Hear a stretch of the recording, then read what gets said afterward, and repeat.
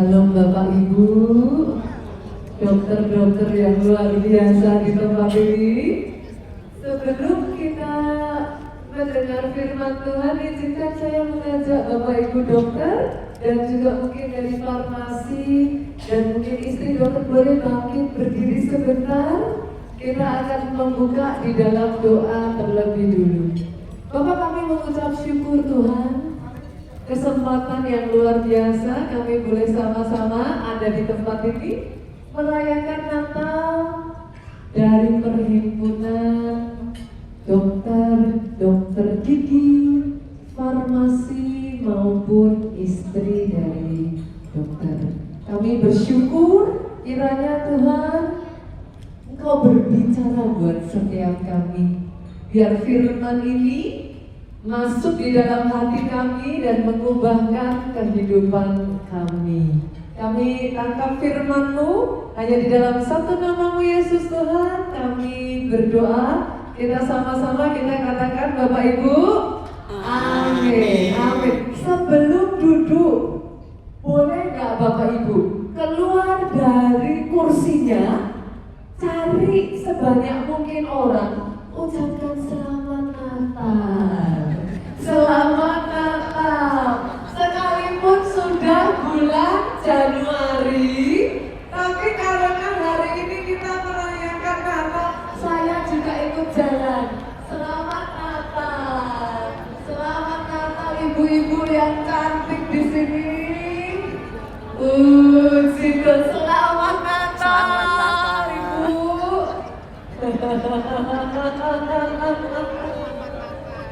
Puji Tuhan. Silakan duduk Bapak Ibu. Kata orang tidak kenal maka tidak sayang. Kalau nggak begini semuanya punya salamnya masing-masing.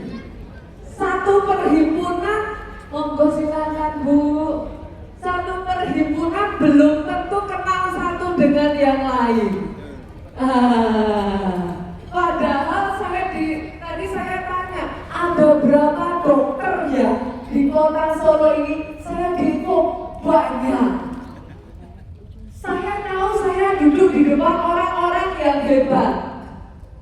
Kebetulan saudaraku, jemaat sangat banyak yang adalah dokter, dan saya tahu perjuangannya jadi dokter gak gampang, saudara. Itu sebabnya malam hari ini biarlah kesempatan ini juga sekaligus Bapak Ibu jadi waktu kita bisa kenal satu dengan yang lain. Perkenalkan saya juga, saya Nita Setiawan. Biasanya dipanggil Pastor Nita. Mungkin ada sebagian dari Bapak Ibu yang belum kenal. Saya asli Solo Bapak Ibu. Saya kelahiran, tadinya saya lahir itu saya tinggal di daerah Lociwitan. Orang tua saya juga ada di Solo.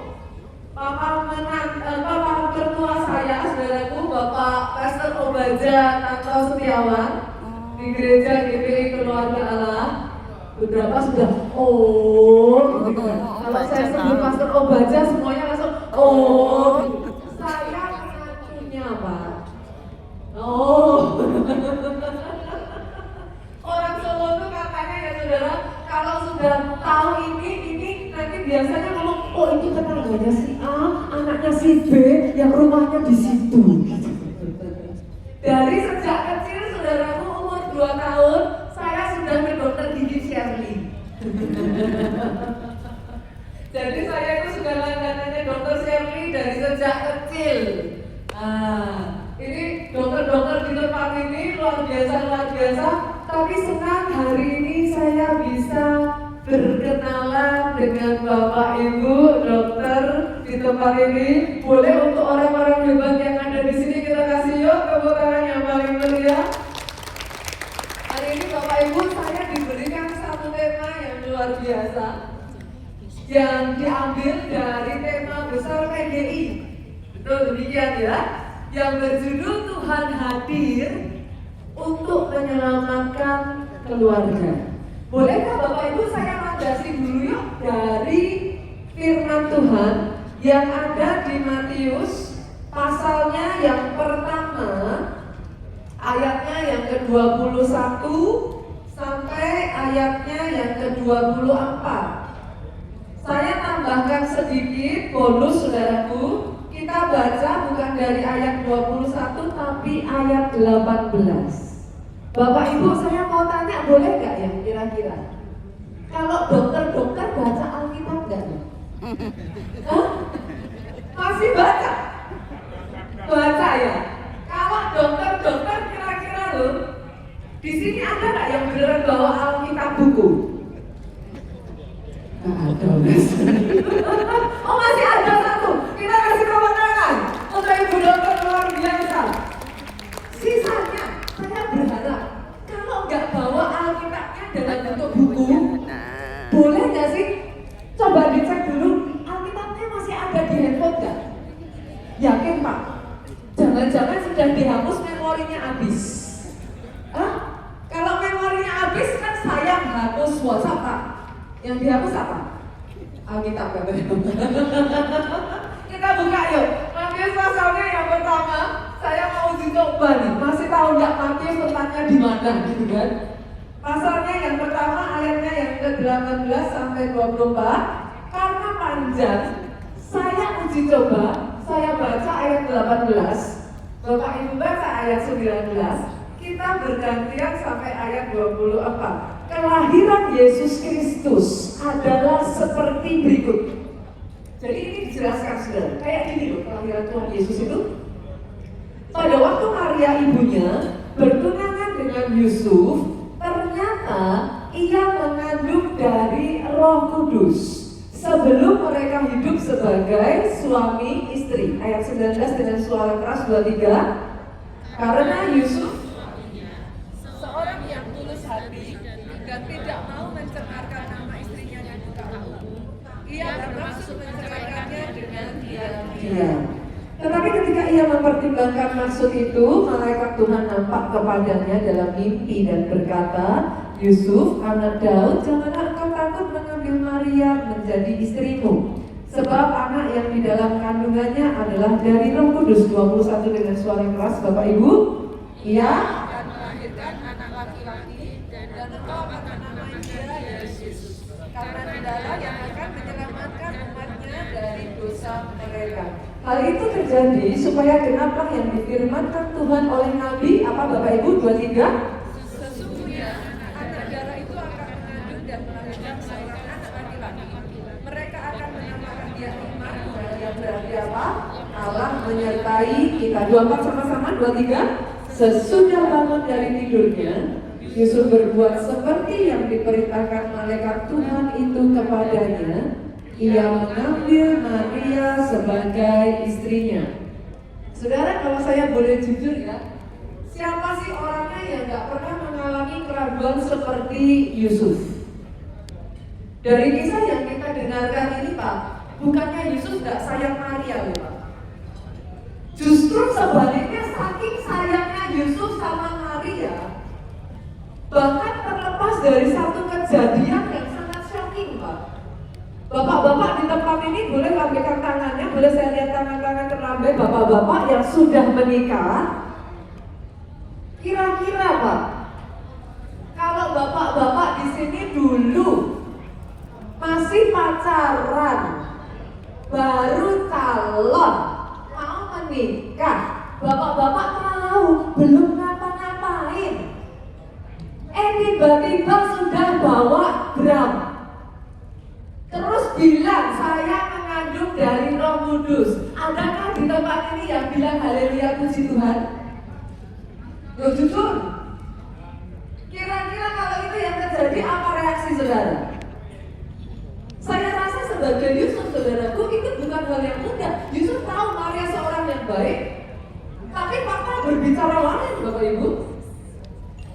Tetapi hebatnya dari Yusuf, Alkitab mencatat dia menceraikannya. Dia berpikir untuk menceraikan Maria diam-diam. Bukan karena Yusuf tidak sayang, justru karena dia sangat sayang. depan ini saya berbicara di depan para dokter ya. Dan saya rasa Bapak Ibu dokter di tempat ini cukup kritis. Ketika tadi membaca ayat itu, ada yang ganjil nggak dari ayat itu? Di ayat ini yang ke-18 dikatakan, saudaraku, Maria bertunangan dengan Yusuf.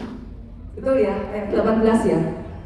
Tapi kemudian di ayat 19 dikatakan Yusuf suaminya tidak mau mencemarkan nama istrinya, ia bermaksud menceraikan dengan diam-diam. Ada yang ganjil nggak Bapak Ibu? Apa yang ganjil Bu? Pastor, katanya tunangan. Lah kok suami istri? Gak masuk akal. Apakah jangan-jangan ini seperti anak-anak muda zaman sekarang Pak? Kalau saudara lihat anak muda zaman sekarang itu baru pacaran aja panggilnya udah pipi mimi. Betul kan? Apa jangan-jangan ini seperti itu? No. Izinkan supaya nanti di depan Bapak Ibu saudara enggak jadi bingung gitu. Kenapa Pastor? Makanya bertunangan kok panggilnya sudah suami istri. Di zaman itu saudaraku, di budaya Yahudi, sekalipun seseorang itu belum menikah, saudara, apabila seorang pria sudah serius untuk menikahi seorang wanita, saudaraku, maka mereka akan masuk dalam satu istilahnya proses yang namanya pertunangan kudus Pak, atau di bahasa Yahudinya itu kidusin. Selama proses kidusin ini, pria dan wanita ini Pak dianggap sah secara hukum sudah menikah. Hanya mereka belum tinggal serumah selama 1 tahun. Itu sebabnya saudaraku, mereka sudah disebut sebagai suami dan istri. Dan apabila, maafkan bapak-bapak yang di depan, bolehkah bapak-bapak yang di depan suaranya kalah keras saya yang di sini? Bapak-bapak, maafkan, bolehkah yang ada di depan? Monggo, terima kasih, maafkan saya. Saya balik lagi boleh Bapak Ibu? Boleh ya. Jadi sekalipun mereka itu masih ada di dalam pertunangan, most probably mereka dipercayai ada di dalam fase kidusin ini Bapak Ibu. Disebut sebagai pertunangan kudus. Selama 1 tahun mereka akan ada di rumah yang berbeda, tapi sah secara hukum Yahudi dianggap sudah menikah. Jadi nanti ke depan Bapak Ibu kalau semisalkan ditanya, enggak bingung lagi ya saudaraku dalam hal ini. Masalahnya kadang di dalam kita membaca Alkitab saudara, jujur kita itu kan tidak ngerti apa yang terjadi di depan kita ya. Saat kita baca Alkitab sejujurnya akan lebih mudah saudaraku kalau kita itu bisa membayangkan apa yang sedang terjadi di depan mata. Bagaimana keraguannya Yusuf, bagaimana keraguan Maria pada saat itu menghadapi semuanya itu dengan semua polemik yang ada. Natal tidak seindah yang saudara pikirkan pada saat itu. Kadang kalau kita melihat drama ya saudaraku, Natal digambarkan damai, Natal digambarkan tenang, well it's not like that. Di zaman itu Natal bertepatan dengan Natal Pak. Maria dan Yusuf harus melarikan diri karena hampir dibunuh Pak. Harus lari ke Mesir. Itu bukan sesuatu yang menyenangkan saudaraku. Berbeda dengan Maria yang kalau kita boleh jujur ngomong Bapak Ibu, akan lebih mudah kita percaya kalau seandainya loh ya, itu malaikat ada di depan kita ngomong langsung ya. Beda dengan Maria, Yusuf tidak melihat Pak pada saat Maria berbicara dengan malaikat. Sangat masuk akal Yusuf meragukan Maria. Dari ayat ini justru kita belajar manusia butuh intelektual intervensi ilahi. Boleh amin ya yang paling keras. Amin. Manusia butuh campur tangan Allah, Pak. Apakah terbayang saudara kalau saat itu malaikat nggak datang kepada Yusuf? Mungkin kisah Natal bisa berubah loh. Kisah Natal mungkin tidak akan sama. Intervensi itulah yang mengisi yang tadinya kosong. Intervensi itulah yang mengisi yang tadinya keraguan, yang tadinya ketakutan, digantikan dengan iman, percaya. Dalam kehidupan kita sehari-hari, jujur Bu, seringkali kita juga mengalami dan melihat bagaimana sebuah keluarga yang secara keuangan diberkati Pak, tapi anak dan istri merasa kosong karena tidak hadirnya sosok seorang suami, tidak hadirnya figur seorang ayah. Apakah berarti ayah tidak sayang? No. Seringkali seorang ayah juga berkata, saya melakukan semuanya itu kalau bukan buat anak-anak dan istri, buat siapa? Kadang kita manusia punya sangat banyak keterbatasan Bapak Ibu. Bagaimana dengan orang tua yang merasa kekosongan karena hubungan dengan anak sudah jauh? Anak yang tadinya saudara besarkan dengan begitu rupa, saudara curahkan semua kasih sayang, tapi waktu berjalan saudaraku, setiap kali ketemu anak ngobrol yang ada bertengkar. Kalau nggak hati-hati sebagai orang tua, kita bisa ngomong sama anak-anak. Anak-anak sudah nggak lagi sama. Anak-anak sudah berubah. Tapi jujur Bapak Ibu di tempat ini, bolehkah saya tanya berapa banyak Bapak Ibu yang sudah punya cucu? Boleh lambaikan tangannya? Banyak. Aduh, luar biasa. Sudah punya cucu juga. Aduh. Tapi jujur Bapak Ibu, kalau kita mau jujur, kita ngomongin. Kadang-kadang kita bisa ngomong sama anak kita loh, kamu sudah berubah. Tapi kalau anak bisa ngomong, mereka harus berubah. Karena kalau mereka tidak berubah, dulu mereka bersama dengan Bapak Ibu, setiap kali ada masalah, Bapak Ibu berdiri bagi mereka. Tapi setelah waktu berjalan, mereka harus menghadapi dunia sendiri. Karena bukan maunya mereka untuk seperti itu. Tapi kadang Pak, ketika mereka harus menghadapi sendiri, mereka jadi keras Pak. Kadang mungkin Bapak Ibu sudah jauh juga ya dengan anak-anak, sudah lain kota, komunikasi belum tentu berjalan dengan baik. Ngomong rasanya udah nggak nyambung kadang-kadang. Berapa banyak juga suami yang mungkin di rumah kayak nggak merasa dihargai sama istrinya, akhirnya jatuh ke wanita lain karena di kantornya jauh lebih dihargai. Berapa banyak di tempat ini yang sadar momen Natal hari ini firman Tuhan berjudul Allah hadir untuk keluarga. Tidak penting kalau hanya untuk keluarga, Allah hadir untuk keluarga. Menjadi momen istimewa ketika dia hadirnya di keluarga saudara. Intervensi di dalam keluarga itulah yang menjadikan Natal jadi spesial. Yang tadinya jauh jadi dekat, yang tadinya berjarak sekarang disatukan lagi. Kalau bukan karena campur tangan malaikat, Maria, Yusuf sudah tidak akan ada bersama-sama. Natal tidak akan pernah sama.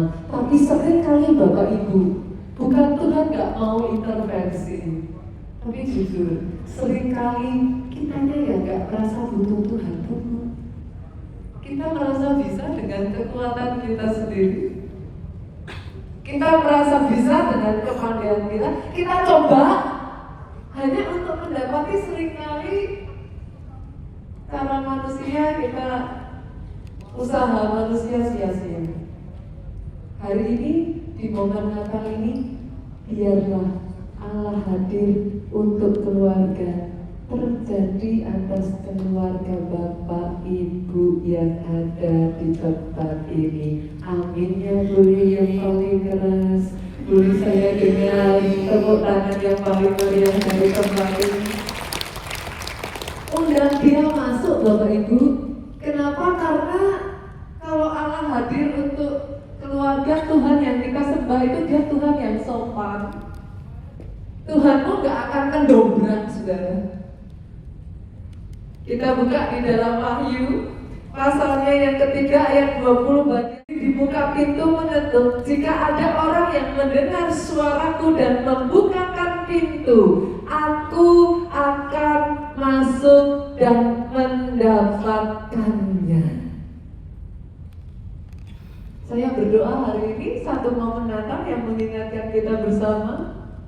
Buka pintu hati kita lebar-lebar sehingga dia bisa masuk, dia bisa mengerjakan dan memulihkan keluarga kita. Kalau toh di momen Natal ini, bahkan Bapak Ibu di dalam perhimpunan yang namanya ketemu katanya, kalau jauh nggak saling menyakiti, tapi kalau dekat gesekan. Tapi boleh nggak momen Natal ini juga jadi satu momen luka-luka yang mungkin sempat ada gesekan, yang namanya dokter dengan farmasi kadang juga bisa gesekan. Yang namanya dokter dengan dokter kadang juga bisa gesekan. Tapi boleh lihat kiri kanan, katakan kita satu keluarga. Boleh Pak, kita satu keluarga. Kita satu keluarga. Boleh kasih salam kiri kanan Bapak Ibu, katakan kita satu keluarga. Keluarga besar perhimpunan dokter gigi farmasi Kristiani Surakarta. Kasih tepuk tangan sekali lagi ya Pak Meriam. Izinkan di momen ini juga Bapak Ibu, yang namanya intervensi tidak akan bisa terjadi tanpa disertai dengan introspeksi. Betul ya, dibutuhkan introspeksi. Justru momen Natal ini momen introspeksi. Yang namanya introspeksi Bapak Ibu, menurut saya bukan untuk anak-anak. Kalau anak-anak nggak bisa introspeksi. Introspeksi itu butuh kedewasaan. Anak-anak kalau saudara kumpulkan jadi satu ruangan, kasih satu mainan, apa yang terjadi Bapak Ibu? Habis sudah. Jangankan introspeksi, semuanya akan bilang kamu yang salah.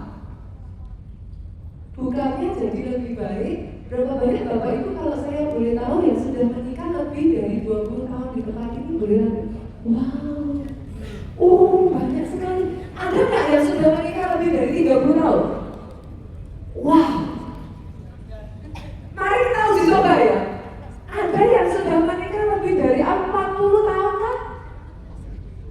Kita kasih tepuk tangan. Bapak Ibu, saya mau tahu nih, yang sudah menikah lebih dari 40 tahun.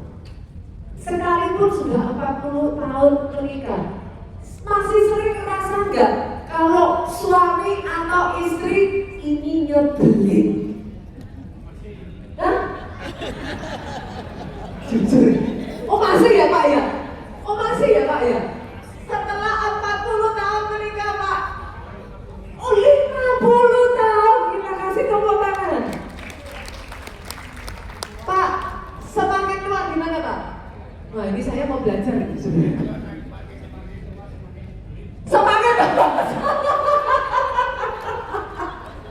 Semakin tua semakin nyebelin katanya. Pak Bambang. Berapa banyak jujur butuh intervensi ilahi. Bolehkah saya katakan ini sudah manusia itu hanya capable yang namanya kasih itu eros. Eros itu kasih yang saudara rasakan ketika pria ketemu wanita. Kalau saudara tadinya waktu masih pacaran bodinya kayak biola, saudaraku, sekarang udah kayak gentong. Waktu saudara pertama kali ketemu, saudara, wanita ketemu pria langsung namanya jatuh hati. Itulah yang dinamakan eros. Manusia itu hanya capable of it. Kasih yang kedua, manusia capable itu filia. Filia itu kasih sesama, persaudaraan, brethren. Tapi berapa banyak yang sadar hanya satu pribadi yang capable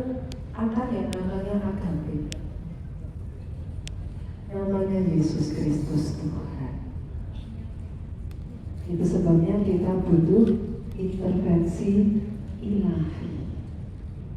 Kalau enggak, introspeksi aja udah susah. Doa saya di momen Natal ini, Bapak Ibu, kasih yang dari surga itu mengalir, mengalir, mengalir, dan mengalir. Bukan hanya di dalam perhimpunan ini, tapi keluarga-keluarga dokter se-Surakarta awet sampai maut memisahkan. Karena lebih honest ya Bapak Ibu, saya melihat di tempat ini, maaf kata Bapak Ibu, sudah semakin bertambah yang tambah sepuh. Boleh nggak saya menyinggung sedikit Bapak Ibu? Karena saya rasa ini menjadi satu permasalahan nasional saat ini. Bagaimana maraknya perceraian. Saya tahu ini sesuatu yang very sensitif.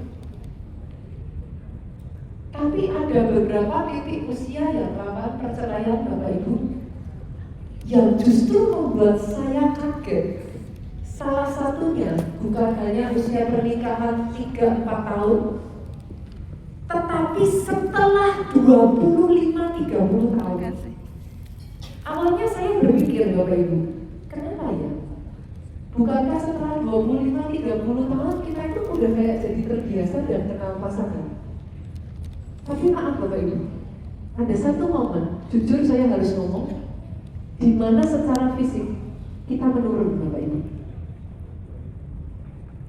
Maaf sekali lagi, kadang-kala ada sebagian yang pandangan kita mulai kabur, pendengaran sudah tidak sebaik itu.